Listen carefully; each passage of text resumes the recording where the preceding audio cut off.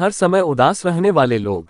दुख जीवन का एक आदर्श हिस्सा है, लेकिन कई लोग उदास रहने वाले लोग बुद्ध की कहानी का सही मार्ग नहीं जानते हैं। हर समय उदास रहने वाले लोग बार बार अपनी प्रश्नोत्तरी और सूची में उलझे रहते हैं कि उन्हें ये समझ नहीं आता कि जीवन में संतुलन कैसे पाया जाए। गौतम बुद्ध की जीवन यात्रा और उनके उपदेश हमें सिखाते हैं कि दुख से मुक्ति संभव है, हम अपने अंदर के सत्य को पहचानें और सही मार्ग पर चलें। बुद्ध ने ये संदेश दिया कि दिया उदासी और दुख के पार हम विद्यार्थी आनंद और शांति का अनुभव कर सकते हैं। ये कहानी उन लोगों के लिए है जो हमेशा उदास और टूटे हुए रहते हैं। बुद्ध की यह कथा जीवन को नए दृष्टिकोण से देखने का अवसर प्रदान करती है। एक छोटे से गांव में एक युवक रहता था। युवा हर समय उदास और निराश रहते थे। उसे लग रहा था कि उसके जीवन में कुछ भी अच्छा नहीं हो रहा है। कड़क मौसम कितना भी अच्छा हो, कड़क लोग कितने भी खुश हो, युवा हमेशा अपने मन में कोई न कोई परेशानी ढूंढते थे। उनका चेहरा हमेशा भारी और उनके शब्द हमेशा उदासी से भरे रहते थे। गांव के लोगों ने उसे ऐतिहासिक बनाने की कोशिश की, लेकिन उसका जवाब हमेशा एक ही होता था, मेरे जीवन में खुशियों की कोई जगह नहीं है। युवक का परिवार भी इस उदासी से परेशान था। उसकी मां ने उसे तराजू दी थी, उसके पिता ने उसे समझाया था, लेकिन वह अपनी मृत्यु से बाहर नहीं निकल पाया था। उसे लगता था कि दुनिया में सिर्फ दुख, तकलीफ और पीड़ा ही है। एक दिन गांव में गौतम बुद्ध आए। गांव वाले उनकी बहुत पूजा करते थे। उन्होंने सुना था कि बुद्ध लोगों के जीवन की समस्याओं को हल करने में मदद करते हैं। युवक की मां ने बुद्ध के पास जाने का निर्णय लिया। पहले तो युवा मना कर रहे थे, लेकिन आखिरकार उनकी मां का आग्रह बुद्ध के पास चला गया। बुद्ध ने युवाओं का ध्यान से सुना और फिर उन्हें एक विशेष काम दिया। उन्होंने युवाओं से कहा, तुम्हें गांव के हर व्यक्ति से मिलकर उनकी एक एक समस्या सुननी होगी।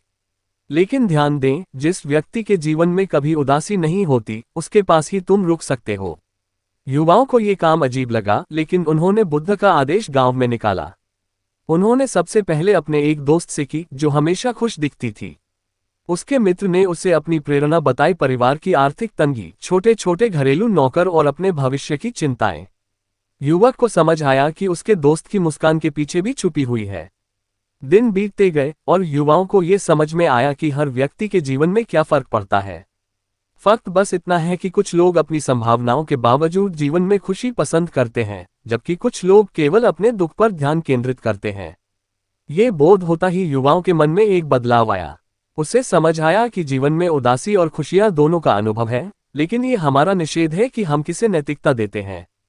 आखिरकार युवा बुद्ध के पास गए और कहा, हर किसी के जीवन में वास्तुशिल्प प्रभाव होते हैं, लेकिन कुछ लोग उन्हें लेकर नहीं आए। वे आगे बढ़ रहे हैं।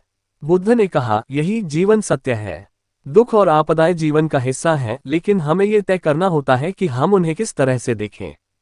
धीरे धीरे तुम दुख पर ध्यान दोगे, ग्रेड ही वह है। लेकिन अगर तुम अपने आसपास की छोटी छोटी खुशियों पर ध्यान दोगे, तो जीवन में संतुलन और शांति पाओगे। युवाओं ने बुद्ध की बात को अपने जीवन को एक नए दृष्टिकोण से देखना शुरू किया। उसने अपनी उदासी से बाहर की ओर यात्रा का प्रयास किया और धीरे धीरे दारा को लगा कि जीवन कठिन नहीं है जितना वह चाहती थी। उसे केवल अपनी नजरिया परिवर्तन की आवश्यकता थी। सीख, जीवन में हर व्यक्ति के अपने अपने हालात और कठिन रिश्ते होते हैं, लेकिन हमें इस बात पर प्रतिबंध है कि हम उन्हें कैसे संभालें। हर समय उदासी हमारी सोच और दृष्टिकोण का परिणाम होता है।